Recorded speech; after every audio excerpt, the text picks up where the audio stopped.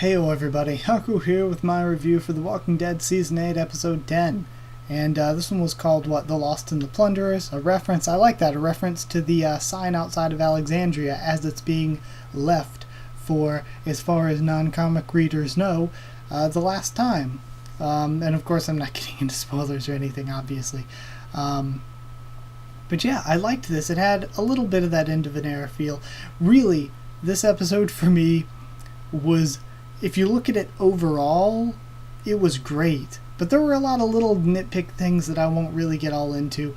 There were a lot of small nitpick issues, but no big deal, so I'm not probably going to harp on them too much, because it was overall a really, really solid episode. One of the better ones, I think, this season.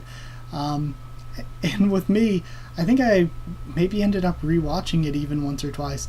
And I feel like every time I've seen it, it has been better. I've liked it more. I've caught on to more stuff that I didn't catch the first time. And there were a lot of running threads throughout the episode that were really, really good. And starting off, we have the Michonne title card or scene card, chapter card. And we start seeing things from her point of view first. And at first I was like, oh, that's kind of cheesy. Why are they doing that? But again, as I watched through it a second time, as I watched it a third time, I thought that the scene cards really added.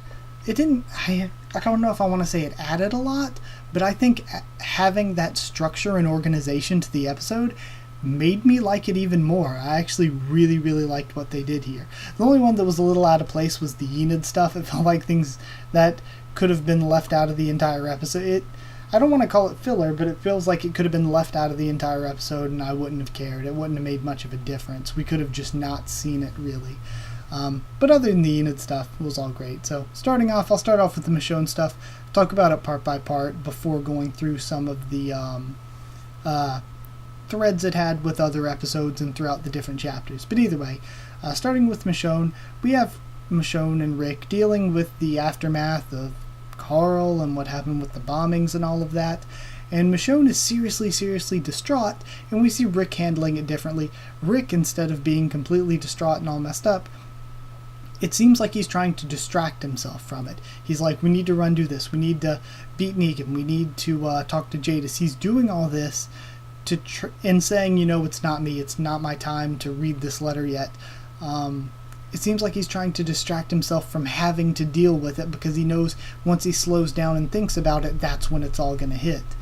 And I thought from the very beginning we see the handprints from Carl and Judith were in blue paint, and something as simple as that, blue paint, had this sort of thread throughout the episode where we saw it again and again.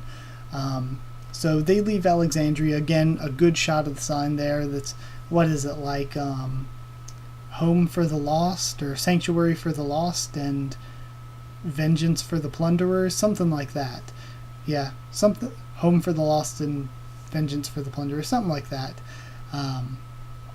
Then when they enter the dump, okay, there are these weird cheesy zooms. I have no idea what they were doing with them.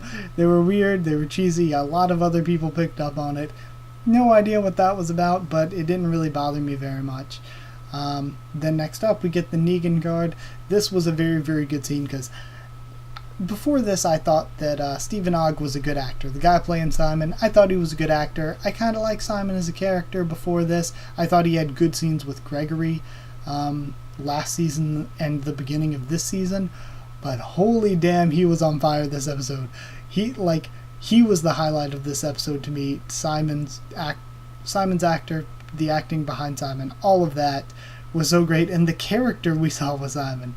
But Simon is basically trying to argue to Negan, we can't do this anymore. We're fighting a war. They're not going to just fall back in line. We need to just wipe out these places, take what we can for them, then find new places to save, new places to sort of oppress, really. Simon knows what they're really doing. They're oppressing them. He knows that's what's happening, but he doesn't really care. Whereas Negan still sort of thinks he's saving them. But because Negan thinks that, he argues with them that no, this isn't the easy thing to do, but it's the right thing to do. They need to save these people. So we're seeing again, Negan is still in that mindset, that he thinks that he can make things better through rule of fear and through rigid organization. But Simon gets upset because when they bring in the body of the guy that Maggie killed, the one prisoner, Negan doesn't let him go to the hilltop for revenge, so he's starting to just boil over. And I really like seeing that change in Simon, where he's pissed, but he's still not like doing anything to like saying anything in front of Negan's face. Then we cut to Enid. Honestly, this is me. I feel bad saying this because I know some people who really like Enid are going to be upset about it. I've never really liked the character that much. That's not saying anything bad about the actress. I think she's quite good. But I've never really liked the character very much. And that's just the thing. Not everyone's going to like every character. I don't really like Enid that much. I've never been able to get into her character very much. Cindy lets them live for some reason, and Aaron stays for some reason.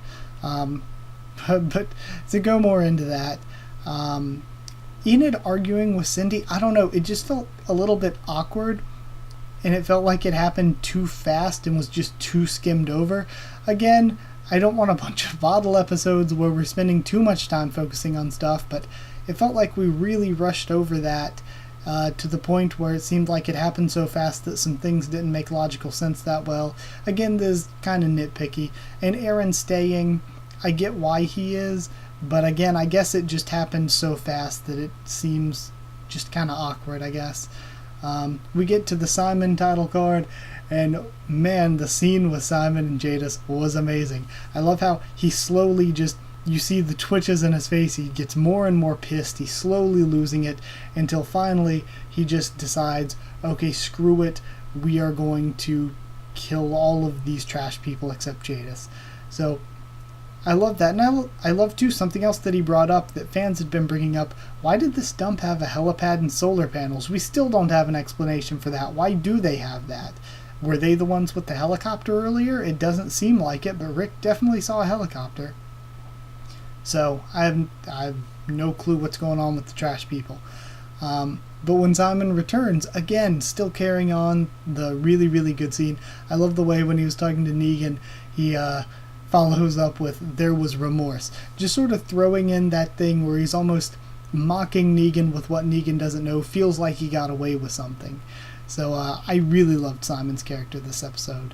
And then Jadis, we have the scene for her title card, and I actually, ever since the actress was on The Talking Dead for the first time, I've really, really liked Jadis because the actress was just so charismatic to me. But the shield that Rick made was kind of cool. I like that strategy and stuff. But other than that, Rick's part in this, he was kind of an absolute ass. I feel like the dialogue between him and Jadis and the stuff he said to Michonne, it felt super, super awkward. It's like, I always thought what people talk like that. Rick, the way he talked to Jadis was even more weird sounding than the trash people's little 2 words at a time stuff. So yeah, I have no clue, honestly. I don't know, it feels like it doesn't fit with Rick's normal behavior, and I get wanting to leave her. She shot him before. She's betrayed them before. I get all that, but it just feels kind of out of character for Rick, really. It feels like they were forcing Rick into that situation and behaving that way just to have the mirrored scene where Rick is basically doing the same thing he did to Sadiq that got Carl killed, showing that he's still making those bad decisions. But either way, Jadis grinds the zombies, and she is fucked up because of it. She's all messed up, but she's seemingly determined to live. We see her going and eating afterward and all that. So I guess that means either she's going to be pissed at Rick, pissed at Negan, or pissed at both. Who knows? And then lastly, the Rick title card. He says the same thing about Jadis that he said about Sadiq to Carl. So it shows that he kind of learned nothing from all this. But he goes to read the notes from Carl, and he talks to Negan, and from what he's saying to Negan, again, it just seems like Rick is learning nothing throughout this series. It's kind of making me almost not like the character a little bit. I don't know. I was kind of almost on Negan's side with this one. But I think it was a great scene again for Negan's mental state to show that, oh man, I like the way he says, Carl was the future. I had plans. Basically, he's still planning out in his head how everyone's going to work together and live together, but in sort of his dystopian rule kind of way, which he sees as saving them. He sees as the only way to get everybody in line. But on the other, it's like he's imagining things sort of like Carl did, but in a totally different way, and Rick isn't at all. Rick isn't thinking about this long-term plan where they can all work together and stuff. He isn't thinking about what comes after this war. He just wants to go off and kill Negan. So that almost, even though Negan is wrong in what he's doing, it almost puts me at a more favorable turn toward him than Rick, since Rick is not even thinking about this at all, really. One thing that I loved that I didn't see anybody else comment on yet in any videos that I watched, I love how the end of this episode ended exactly like the beginning of the first episode. We start the first episode with Rick giving a speech and saying, "We've already won." And that was like a big tagline and all that we saw in all the trailers beforehand, before the season started. Rick just saying, "We've already won." And I love how the end of this episode is Negan just telling him, "You've already lost." So I liked that a lot. Yeah, also, I just noticed one thing that was good too is Rick tells to Jadis when he's talking to her, "You got all these people killed, this was all you." And then later on Negan does the same thing where he's like, "Rick, all of this is your fault. You've done all this. Put the blame on him." So it's just showing all this asshole stuff Rick is doing again and again and again. It's not only the same stuff Negan's doing, but it's, I don't know, possibly kind of worse in a way. So yeah, I don't know. Rick to me is at this moral level at this point where he's not any better than Negan, and I think that's purposeful because we're going to see Rick broken down. He hasn't learned anything. Maybe once he reads Carl's letter, that'll be what helps him learn, but eventually, if he hasn't read it already before he called Negan, but eventually, throughout the second part of the season, Rick's going to realize what he's wrong about. Maybe it'll be something because of Sadiq. Maybe Sadiq will save somebody important's life, and Rick will be like, you know, everything works out this way for a reason if you do the right thing, and maybe Rick will come around to doing the right thing, and that'll be the impetus for him to beat Negan. At least I hope that's what happens, because if not, I mean, Rick's kind of an asshole right now. So yeah, I don't know. But either way, it was a great episode. Like I said, the more I rewatched it, the more I thought it was even better. I thought the organization was quite good. All the scenes were great, and the highlight to me was how good Simon's character was, though the discussion between Rick and Negan was also quite good, and Jadis was also quite good this episode. But yeah, I struggled with whether to give it an 8.5 or a 9, so I'm just going to give it 8.75. 8.75, just asking for a tetanus shot, or tetanus infection, actually. Asking for tetanus out of 10, I don't know, because damn, she is walking around barefoot and stuff, getting all cut up with all this metal and trash and stuff. That is not sanitary, not safe. She's going to be losing her feet. Also, there were some things with Jadis where, like, at first I thought she was going to just jump into the grinder. I was like, holy shit. I was like, oh, holy shit, that could be bad. I both didn't want her to die, and also that's, ugh. Another thing too, I thought, because she said this was the canvas, we were the paint, I totally thought she was going to use all the people's ground up bodies as paint. She might still do that, actually. But yeah, either way, I enjoyed it. Like I said, I thought it was really, really good. One of the better ones this season, even, possibly. But either way, like if you did like the video, comment down there to tell me what you thought of this week's episode, what you thought of my thoughts on it. Subscribe for more. The Walking Dead, both comics and TV show. Not going to cover Fear. I brought it up in the comics video I just recorded. Not going to cover Fear this year week to week, just because it's a show that I feel like if I put so much into going in and recording reviews for it week to week, it might make me like the show less. So I just want to watch it and enjoy it and not have to worry about analyzing it too much.